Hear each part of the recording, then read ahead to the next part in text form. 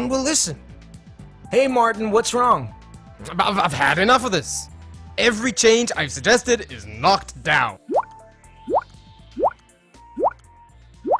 It's impossible to change anything around here. And maybe your suggestions are no good? That's nonsense. You know why it happens. Everybody knows. It's because people resist change. Resist, resist, resist, resist. You are wrong. I don't resist change, and neither does the average Joe. Everyone has pushed for major changes in his or her life. Many young people leave their homes, choose to get married, prefer children, and show me somebody who resists the change of a promotion at work. Can you really fool yourself that you don't resist change? I resist only the changes that I have a good reason to resist. The others I accept. Baloney! Try me. Okay, I'm game. Making a change is like climbing a mountain. Here's one. Climb it. Don't think so. Haha, you see? You do resist change. I don't resist change. I resist this particular change because I don't have a reason to climb the mountain. I don't see the plus in the change. Well, what's a good reason for you? A higher salary, better health, or an improved relationship. Okay, I'll take care of your excuse. There's a pot of gold waiting for you up there.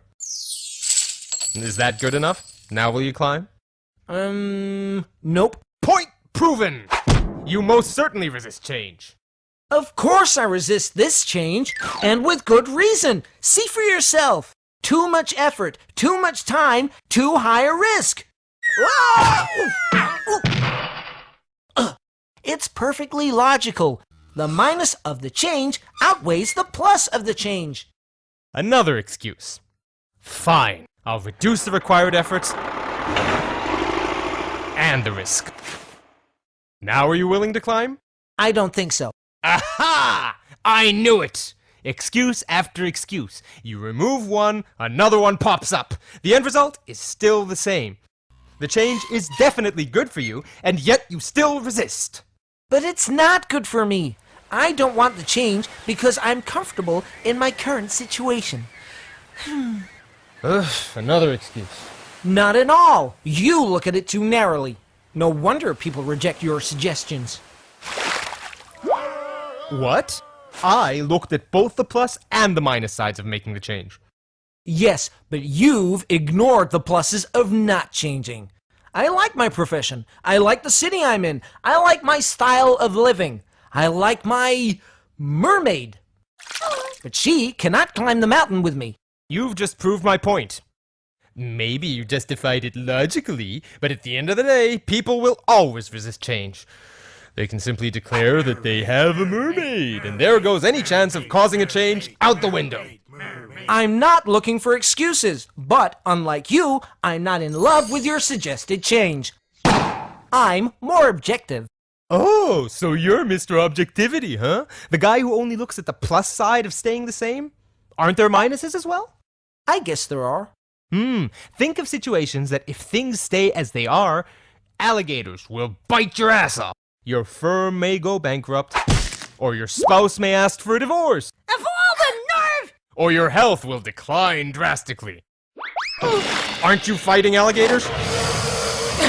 Constantly! Sometimes I feel that the people I try to convince are so busy fighting off the alligators that they should be climbing the mountain even if there is no pot of gold waiting at the top. Still, everybody resists change, including you. Not at all. Show me how the pot is large enough for me, and the teeth of my alligator are sharp enough, and my effort and my risk to change is not as big, and that I don't have to give up on a beautiful mermaid, then, I assure you, I will climb the mountain. That's what I do, and it doesn't work. Really? Have you ever tried to present all four sides of your suggestion? Let me ask you a more pertinent question.